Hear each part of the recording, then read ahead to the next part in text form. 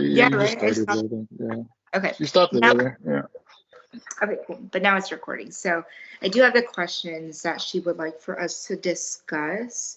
So I think the first one, the first topic is if you had to pick any character in a book, movie, or TV show, who is most similar to you and who would you choose?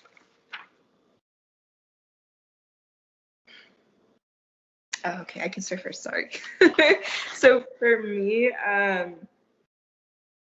to be completely honest, I don't really watch that many movies or shows.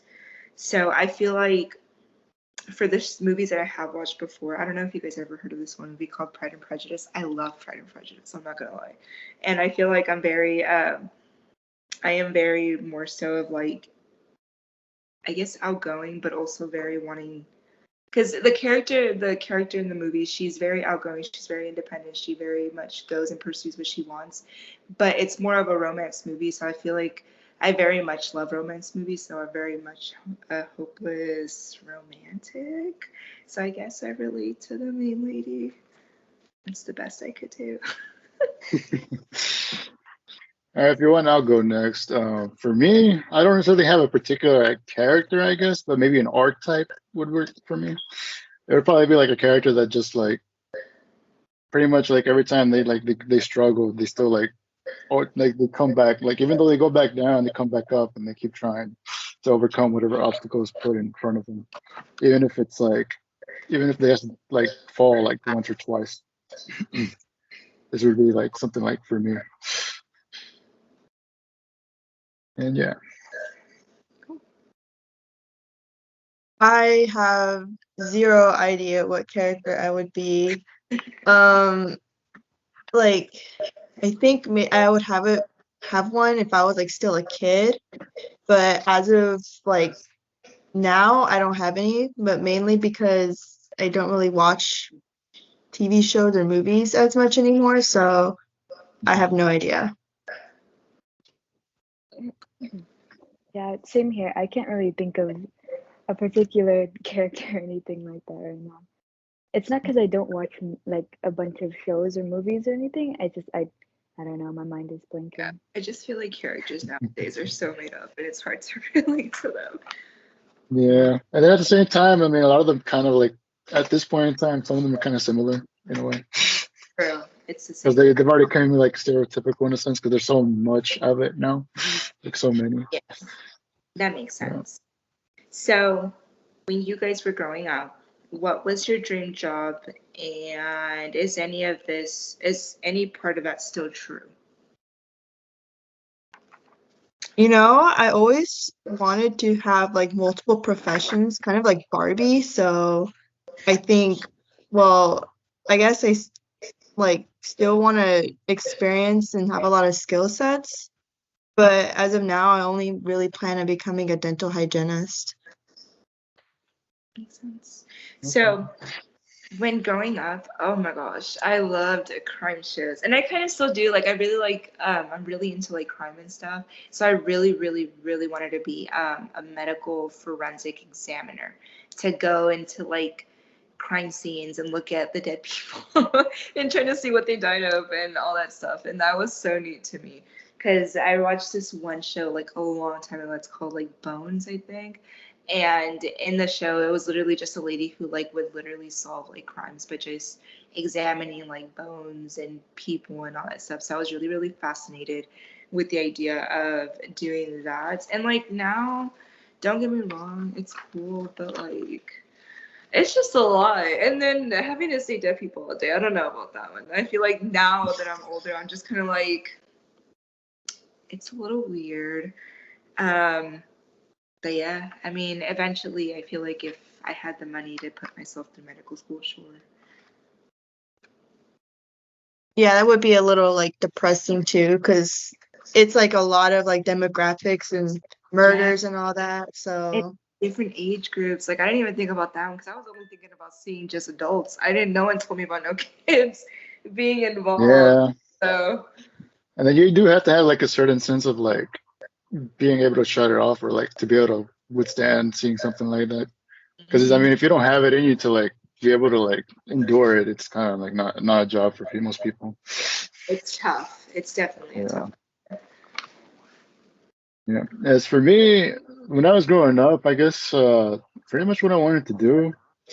At one point, I always saw this, like when I was watching TV, I always saw it like on Discovery Channel. There was like the storm chaser stuff. So I pretty much like when I was young, I kind of like wanted to do something like that, or like be able to like something like to analyze the weather, I guess, or like the tornadoes and stuff, or just like the super like the yeah, tornadoes, like the what's it called, the So heavy weather, severe weather, thunderstorm stuff like that. Yeah, it's like I'm blanking on the name of it actually, but yeah. But I did like I during that time I remember I got like my like a folder and I got a bunch of papers and I just printed stuff out and I just put them in and I stuck them up because it was of my interest at the time. But then like over time I obviously just stopped. Like I definitely like lost interest. Like I wasn't interested in it anymore and it just switched like my mind to something else. But yeah, that's pretty much what it is for me. That's good. I used to always hear about the robots on the moon and stuff like that whenever I was younger. So I used to want to be a robotics engineer so that I could make the Mm, robots that went like on the different planets and like other things like that. And I did what's it called? I used to be like in robotics clubs and all that. But then I moved and there wasn't a robotics club at one school that I went to. So I just mm, stopped and I'd still do it if I had kept up with it, but I think I'm too far behind now. That's a really cool. That's a kind cool. of sad. I yeah. mean, No, but that's cool too. That's a nice dream to have. Yeah. Um, so now we're moving on to biggest fear. That's a pretty interesting question. Like, what is your biggest fear? I feel like myself, to be honest, I'm very anxious. So I think I fear a lot of things. But I think my main one um, is getting into a car accident. I feel like. And the reason I say that is because a couple years ago, I actually had a car accident. And what really threw me off is how fast it happened for me. And ever since then, I've like really been grasped on the idea of like how fast car accidents happen. And then I started thinking too much into it. And I'm just like, yeah, that's a no for me. And then I've also had certain classmates that I used to go to school with that have passed away from car accidents. And I think ever since then, I've just grown like this thing where I'm like, I get so anxious having to drive a car. So yeah, I think my biggest fear is getting into a pretty shitty car, a pretty crappy car accident. I'm sorry. Yeah. Yeah, I mean, it seems like something that you could yeah, actually see happening because I mean, a lot of people on the road right now, a lot of people really can't drive. I'll say that, but I'm there are some questionable drivers on the road.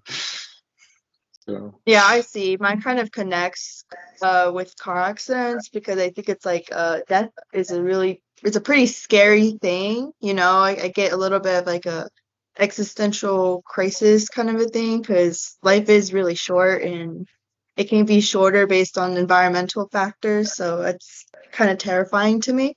mhm. It's pretty scary. I guess for me, my biggest fear would probably be running into like one of those poisonous snakes, I guess, or getting bit by one. Because where I like, since I work outside a lot in the areas I do go to work, it's like out somewhat in like the woods or the wilderness a little bit. There are like in the like Flower for example, there is this snake called the cottonmouth. It's like a like it's a snake that's able to swim in like lakes and stuff, and it's very poisonous. Like if it actually bites you, you can probably like if you don't get to the hospital in time, or if you do, even if you did, you would have like maybe an hour, maybe 40 minutes to get treated, and then if you don't, there's also if you do get treated, there's also a high chance that you have to amputate wherever the bite was on because the poison is so strong that you would have to amputate wherever area you got bitten. And I've had a lot of encounters with snakes personally, so it's kind of why. Because it kind of built up. At first, I wasn't like scared of them as much, but it's like I started getting more encounters with them. I kind of started like just started like being creeping in the back of my mind a little bit because they are long. Like Yeah. let's just say, you know.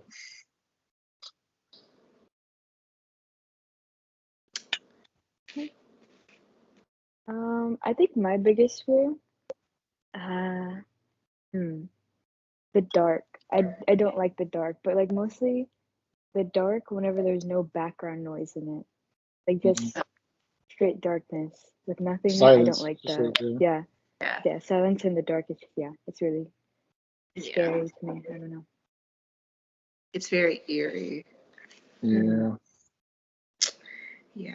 But Yeah, it's like it is eerie, and then it's also like it kind of like gets worse if you get like sleep paralysis or something like that. I don't know if any of y'all have experienced it before, but I've had a few like experiences with sleep paralysis.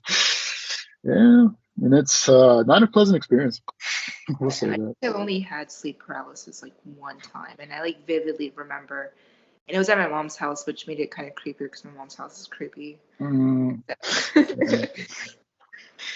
Okay, cool. So, what are the most important issues people should know more about? Is that like issues like as far as like issues within ourselves or like just issues in general?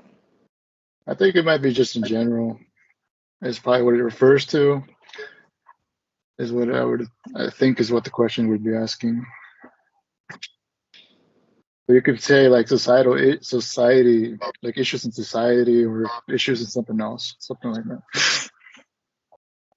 There's like a lot of issues globally and even like really local things like how districts would cut funding for academics and then put the money into the athletics team, which may like usually are like football teams who are like lose games like 50-0, you know. It's like why take away funding from like academic people who like actually get awards like nationally. I feel like that is an actual like issue because I know that my high school actually did that because there was like a law academy in our school. They got like half their funds cut off and was put into a pretty mid athletics team. So there was like a whole thing with my friends who are underclassmen because they were part of law. Like even our law went to like Yale for the moot courts and stuff like that. So Mhm. it was a pretty big deal. That's crazy. Yeah, it's crazy, and then it just shows you how much they value sports more than anything. Like the athletics department, Yeah, they definitely a value it a lot. Texas, the United States thing. Yeah, yeah. I mean, I agree, and it's crazy that you say that because whenever I graduated high school in 2017. So whenever I graduated in 2017, it was pretty okay. I wouldn't say our school system was the greatest, but it was all right. It was enough for like, for people to properly write essays and properly make sentences and do all these things, right? But I feel like whenever I went back to do avid tutoring in 2019, it was just such a difference, like reading people's essays and sentences and seeing how they like respond in there. Just overall, like their um, just like their etiquette in general was just so different from whenever I was in school. And I feel like that just has to do a lot with like how the funding in schools go now and what people are allowed to give off as far as like um, the tools and resources that they have, which really, really sucks. Because I feel like the more time we go on, it's like the more it keeps getting cut down and cut down and cut down. And it's very frustrating, especially since these people are going to be like the future people. So, Yeah. yeah. I Um, guess what. Oh, okay. you can go. No, Yeah. you're good. You're good. You can go. Okay. No, I was thinking about like another issue you could say is like mental health. Like, because with all the like social media and stuff and all the stuff that that is out there now, and where you can put like yourself out there and everything, and cyberbullying being prevalent and all this stuff, and so like there are a lot of people out there that kind of get stressed out like mentally from that, or like their self confidence like decreases due to whatever people say or comments, like hate comments or whatever. And I mean, a lot of people have definitely like committed like there have been a lot more people committing suicide over like recent years due to stuff like that. Because You can I know also here, like in my area, oh sorry, like here in my area, like there's like a few high schools, like one I guess Smith, they had like 4 or 5 suicides in the past year, like or the past like 3 or 4 months. That's crazy. So and like I remember like one of my or like a teacher that I know. he mentioned how he had the student for class, and she looked like she was fine. She looked okay, but then out of nowhere, like after a week, after she came back, like after a week or so, he finds out that she had passed away because she could like from her committing from overdose. I guess that's how she decided to go and commit suicide. But yeah, so mental health is like something like people definitely need to like kind of like somehow talk to others, or find help if they need to. So, Yeah, I mean, something that also connects is like family social media accounts, because like they really be posting their kids, and mhm. there's a lot of like strange people out there, predators, Yep, yep. and it's like, and I know that making up a fake internet persona for a kid might also affect their mental health. And I know that there is laws in some states that are trying to protect these kids from social media and being part of content creation before they reach the age of 18, which is like Mhm. really good. But I can only really think of how their mental health would be, because can you imagine not having like a normal childhood, and you always have like at least one or two strangers recognizing you or something, and Mhm. being like completely weird with you in the comment sections Yeah. whenever you are old enough to look through them. Mhm. Yeah, Yeah. Mhm. it is pretty odd. Yeah. I don't know. It's just, and it's what's crazy, like following up to what's crazy is that a lot of like the weirdos are people that from what I've read, like the statistic wise, it's like when you have family accounts posting like, kids and younger siblings and things like that. It's like it's for other family slash friends to see, and it's like a lot of the friends might be like weirdos and might say some things that are odd. So yeah, it's definitely a lot that you have to kind of like. I think people should definitely like look into, or like just be more aware that it can literally be like anybody that you're nearby. Yeah. Yeah. And another thing is like the rise of AI. Have you seen like deepfake AI? Yeah, it's disturbing how they're using it for any age group. It's really is disturbing. That's why it's Yeah, like AI is developing the pretty social fast. media and like Yeah. mental health really does connect for all these reasons It really that does. mentioned. Yes, and that's and like I mean, I feel like another mental health issue that I feel like a lot of people should really, really consider or really just talk about more is body dysmorphia. I feel like body dysmorphia is something that both men and women struggle with a lot just because it's a form of OCD that gets developed from just constantly being torn down for your body physique and being bullied and all this stuff, and you're just constantly picking at yourself.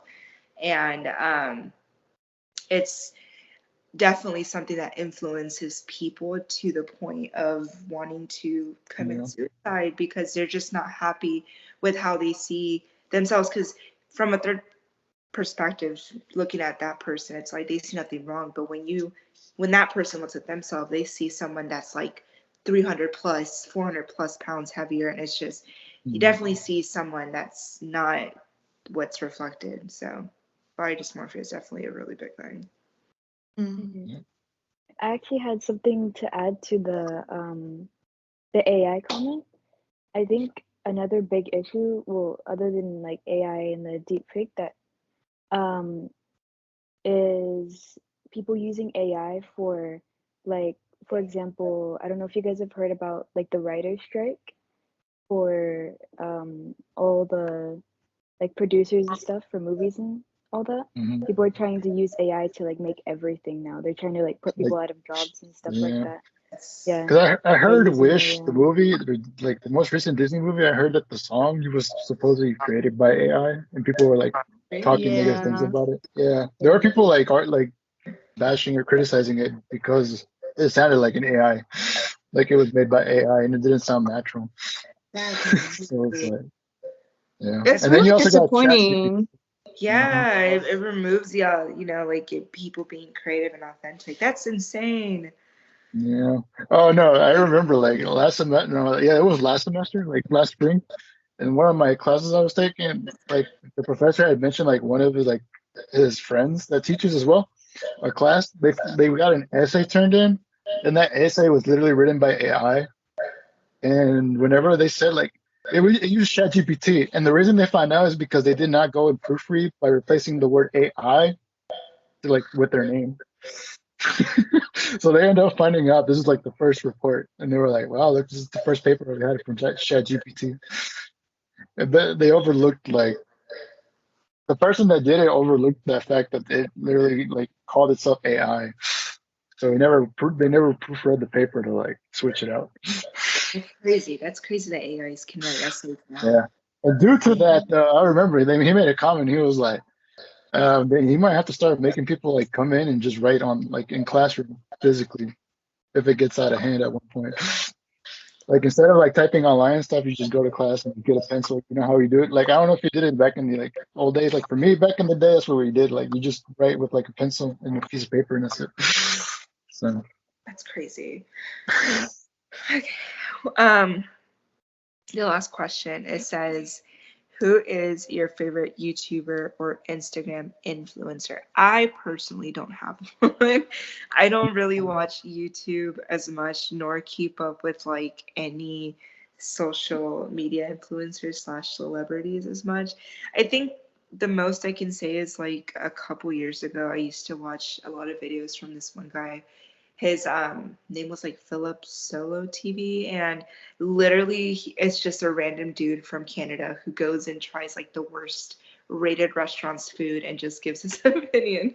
And that's all he did. It wasn't anything major, but yeah, yeah. that's oh, then I mean, I guess another favorite YouTube account that I have is this account that's called What If. And it's basically a bunch of like scenarios, like what if like the world was gonna end, what would happen to us, and just like, For me, I don't have like I do watch YouTube videos somewhat often, but I don't have like a specific preference of who I like watching. But for me, I kind of like watching stuff over like gaming related like news or game trailers and stuff for like video games since I do like to game a lot. And then other than that, it's just like anime trailers or whatnot. Maybe Crunchyroll, like this channel Crunchyroll that shows trailers of certain series coming to the streaming service, just to like for me to watch or become interested in watching. Yeah, that's for me. Oh yeah, I definitely watch a lot of clips on YouTube. Um, but like specific YouTubers I watch, I don't really have one. I remember as a kid that I did have a lot of like YouTubers I actually did keep up with, you know, like Simply Nailogical because I liked doing my nails and all that. And then I would have watched Jenna Marbles because I loved their dogs when I was little. So there was that. oh my god, Jenna Marbles, stop. Unlocked a whole phase. Mhm. I think I have hmm, I have like two maybe. I have this one guy. He kind of just does like random videos, like day in the life or different things like that. But he's in Tokyo, and I live in Tokyo, so it's like it's cool to see like the small spots that he finds. And so I usually like to like go to those spots whenever I'm bored in his videos. If I um yeah, if I see something cool in those. And then this other girl who kind of just does like comedy videos. I think she's called like Deb Smickle or something like that. Yeah, I really like it. She's really funny, so I like her videos. That's nice. Yeah, that's neat. That's neat that you live in Tokyo. I was gonna ask you why it's lit up, Yeah. but I didn't want to like be weird. Oh yeah. Mm. That's pretty cool. But yeah, I mean, I think that's far as all the questions. I'm not sure if there's anything else that we have to like say. It didn't say it on the prompt. It just said that these were pretty much the topics that would Yeah, just to help us to Yeah, help us talk. So yeah. yeah. yes. I think Well, it was like just take it from there. Mhm. all right. Well, Auri, why did you move to Tokyo? Um, well, my parents work in like government kind of, so we move around a lot. So I've lived like I've lived in Japan before, but I used to live in the countryside, and I've lived in Tokyo, and I've lived in like Germany and Spain, but I've lived in like Japan for the longest. But yeah, just for their work, and then it's Mhm. really expensive to move out. So I'm just staying here and doing So, school. so have you became fluent in Japanese at the time that you were there, or like that you've been living there? Yeah, so I've lived like in total, I think I've lived like 7 years in Japan, and I went to school That's a here lot. also. So I'm pretty fluent in Japanese. Oh, I'm so That's How jealous. did you crazy. find out about this school? Like, Hmm? how did you find out about Dallas College? Or did that like the family Oh, member I'm said from something about it? no, I'm from Dallas. Really? So Wait, how yeah, old are you? Okay. Because you look 18. That's why I'm asking. yeah, no, I'm 18. Yeah. Mhm. Okay. That's nice. That's pretty cool. That's really neat to know. Oh man. Do you enjoy like the lifestyle of Japan over there, or no? Mm, yeah, it's nice.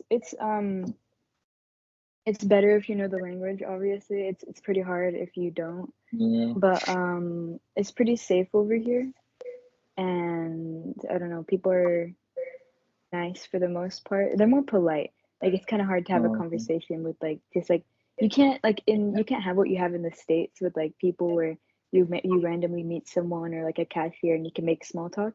It doesn't happen here. Uh, People yeah. just like Oh, that's yeah, kind of it's just like Interesting. yeah.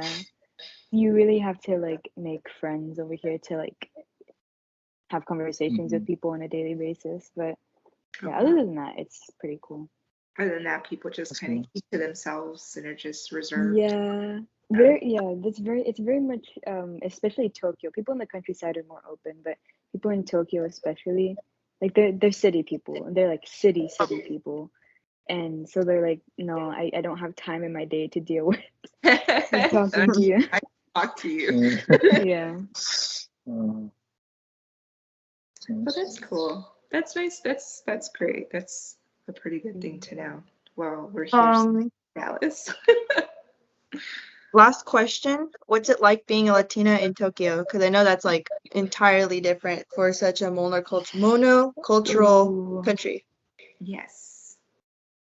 Yeah. So it's really interesting, I guess. Like I get a lot of obviously people looking at me, people staring.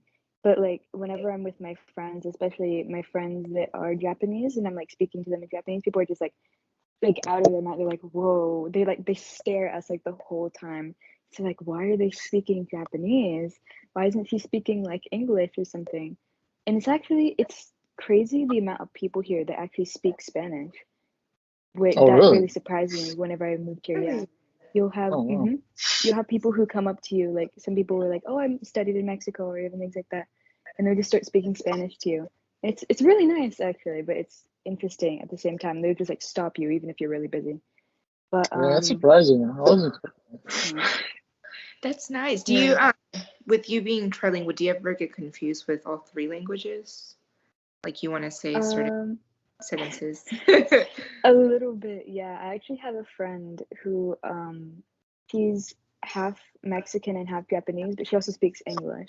And so whenever I'm speaking to her, like we'll speak like in all three languages, and it that. gets really confusing sometimes whenever I go back from hanging out with her. So I'll be like at the store or something, like buying like groceries or something like that, and I'll accidentally like say thank you like in English, or like I'll say like gracias or something like that, and they're like, what? And I'm like, oh, my bad. Yeah. Mm. That's cool. So nice to Mhm. meet you guys. Yeah, it's nice to Uh, meet you. I It don't was think nice to meet any, you. yeah, I don't think I have anything else to add to the Okay. conversation, so I'm gonna stop recording on my end. But yeah, I mean, is there anything else that you guys would like to talk about?